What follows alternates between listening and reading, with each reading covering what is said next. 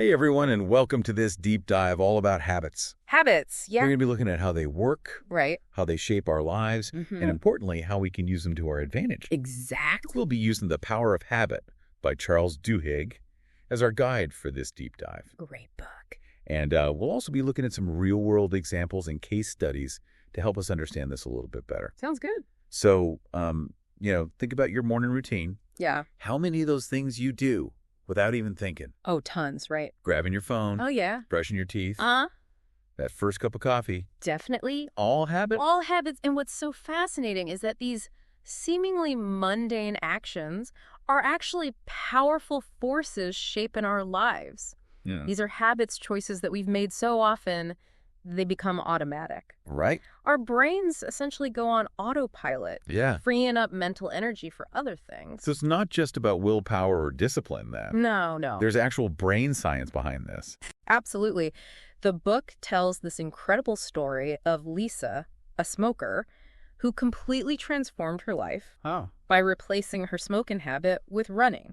Okay. What's remarkable is that as she developed this new habit, her brain physically changed. Really? New neural pathways formed, literally rewiring her brain. That's incredible. Yeah. So our brains can actually change based on the habits that we form? Precisely. Habits are etched into our brains. And understanding how they work gives us the power to change them. Okay. The book breaks down habits into this framework called the habit loop. Okay. It starts with a cue, which is the trigger that initiates the habit. So a cue could be anything that signals the start of the routine, like seeing a notification on your phone. Exactly. The cue triggers the routine, which is the behavior itself, whether it's physical, mental, or emotional. Okay.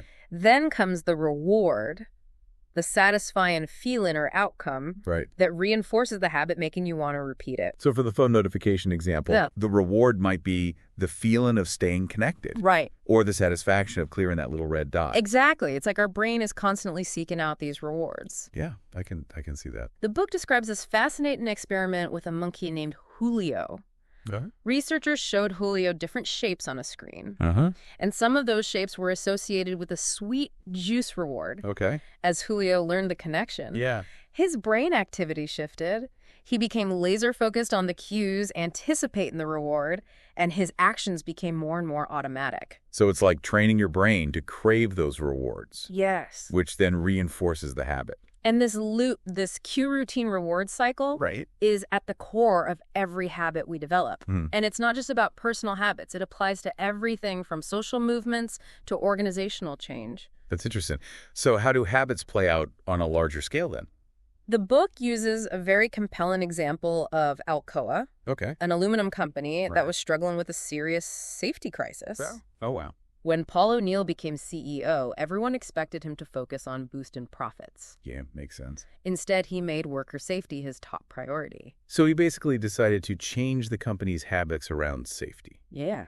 How'd that work? It was a brilliant strategy. O'Neill recognized that focusing on one key habit, in this case safety, could have a ripple effect throughout the entire organization. Interesting. He insisted that every accident be reported directly to him. Wow. And that the root causes be addressed immediately. Okay. This simple habit change created a culture of accountability and communication. It's like that one habit became a catalyst for a whole chain reaction of positive changes. Exactly. It changed how employees interacted, how problems were solved, and ultimately led to a dramatic improvement in both safety and productivity. This is a great example of what the book calls keystone habits. Small changes that have a disproportionate impact on other areas of our lives. Interesting. Think about building a habit like regular exercise. Yeah. It can lead to improvements in your sleep, your eating habits, even your mood. So it's like finding those leverage points, those key habits that can unlock positive changes in other aspects of our lives. Exactly. It's starting to make sense. It's about understanding that we're not at the mercy of our habits. Right. We have the power to shape them, to change them, and ultimately to use them to create the lives we want. This is all pretty fascinating. I'm starting to see my own habits in a whole new light. And that's the first step to taking control. Okay. Once you start to recognize those automatic behaviors, those cues and rewards that drive your actions, you can start to make conscious choices about changing them. Okay, so we've laid the groundwork. Yeah. Habits are ingrained in our brains. They're driven by this habit loop, and we can actually change them. We can. But how? How? That's the question, isn't it? Find out next time on this deep dive all about habits. So how do we change those stubborn habits? Yeah, how do we hack our brains? Well, the book offers some really practical strategies. Okay. One technique is to focus on the reward part of the loop. Okay. Let's say you have a habit of snacking on cookies every afternoon. Instead of trying to completely eliminate the habit, experiment with different rewards for a week. Okay. Maybe take a walk, have a piece of food, or chat with a coworker. So you're basically testing out different rewards to see if they satisfy the same craving that's driving the cookie habit. Exactly. You might discover that what you really crave is a break from work, a bit of social interaction, or a change of scenery, not necessarily the cookies themselves. Right. Once you identify the real reward, you can start to substitute a healthier routine. That makes a lot of sense. It's like detective work. Yeah. Figuring out what's really driving the behavior. Exactly. But what about those really ingrained habits? Yeah. The ones that feel almost impossible to break. Right, those tough ones.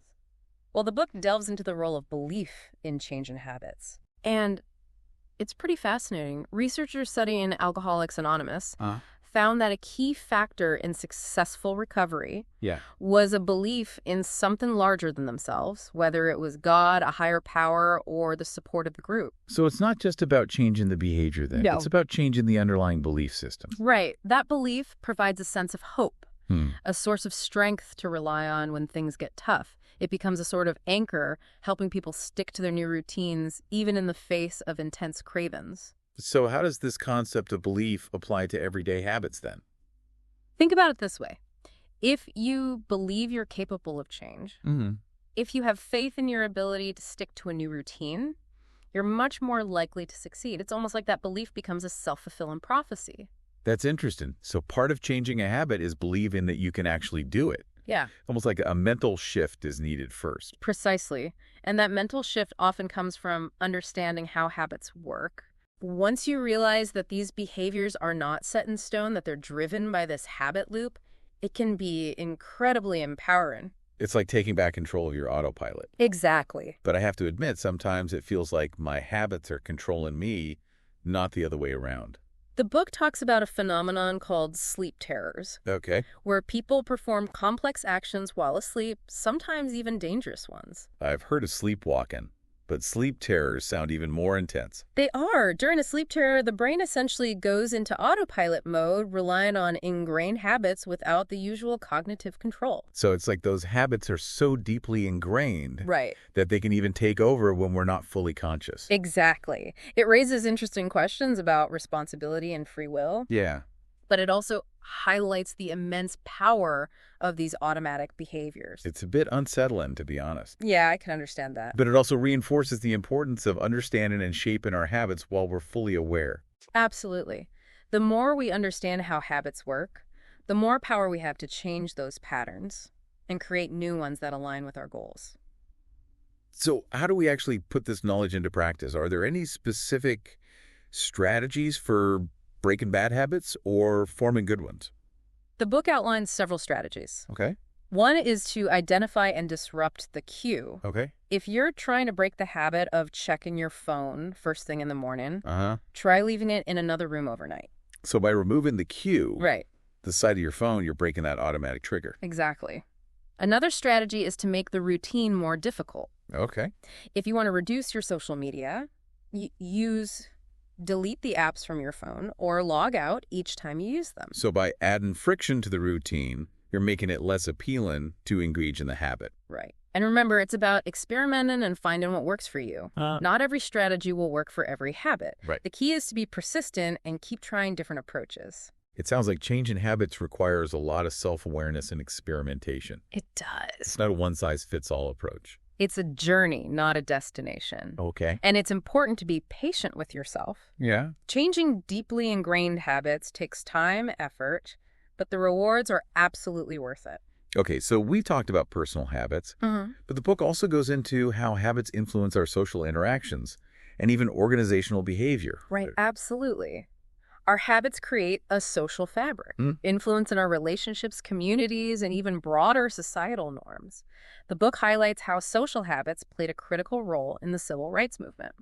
So how did habits contribute to such a monumental shift, though? The Montgomery bus boycott, for example, wasn't just about Rosa Parks refusing to give up her seat. Right. It was about the power of social networks and shared beliefs amplifying individual actions into a collective movement. So her act of defiance became a cue for others to challenge existing norms. Yeah. It's incredible how individual habits can ripple outward and impact an entire society. Exactly. And when it comes to organizations, the book delves into how companies use habits to influence everything from employee productivity to consumer choices. Like how Starbucks developed a training program to cultivate the habit of willpower in their baristas. Yes. They recognize that exceptional customer service requires more than just technical skills. It requires emotional resilience and self-control.